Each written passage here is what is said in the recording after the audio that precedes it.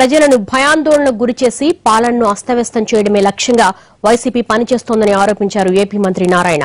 Record సమయంలో assembly నిర్మాణాన్ని ప్రభుత్వం పూర్తి చేసిందన్న అక్కస్తో ఆ పార్టీ లేనిపోని రాద్ధాంతం చేస్తోందని మండిపడ్డారు.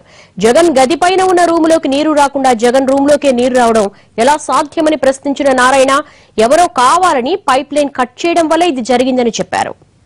చాలా హై క్వాలిటీగా చేసి ఎల్ఎన్టీ షాప్ నుంచి వాడి దగ్గర బిల్డింగ్ కట్టించాం. అసెంబ్లీ స్టార్ట్ అయిన తర్వాత ఇప్పటికి 2 సార్లు వర్షాలు వచ్చాయి. గత అసెంబ్లీ అప్పుడు వర్షం కూడా వచ్చింది హెవీగా, కానీ ఎటువంటి లీకేజీలు ఏమీ లేవు. పైన పై ఫ్లోర్ లో టాప్ ఫ్లోర్ లో ఒక ఏసీ పైప్ పైనుంచి కిందకు వచ్చేది, ఆ పైపుని ఎవరో కట్ చేశారు. టాప్ ఫ్లోర్ లో ఏదైతే వర్షం వస్తుందో వర్షం వచ్చినప్పుడు నీళ్లు కొద్దిగా హెవీ ట్రైన్ కాబట్టి కొద్దిగా వర్షం పైకి వచ్చింది.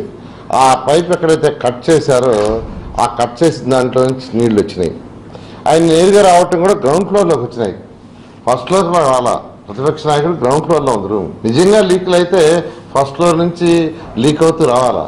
ఇవాళ ఎంక్వైరీ చేసి దాని మీద డీటెయిల్ చేస్తే ప్రాథమికంగా తెలిసింది ఇలా కట్ చేస్తున్నారు పైప్. ఈ విధంగా పైపుని ఏసీ కేబుల్ పోయే పైపుని ఈ విధంగా కట్ చేస్తుంది. ఇది క్లియర్గా కట్ చేసింది. ఇది ఖచ్చితంగా ప్రాథమికంగా తెలియదు ఏంటంటే ఎవరో కావాలని కట్ చేశారు.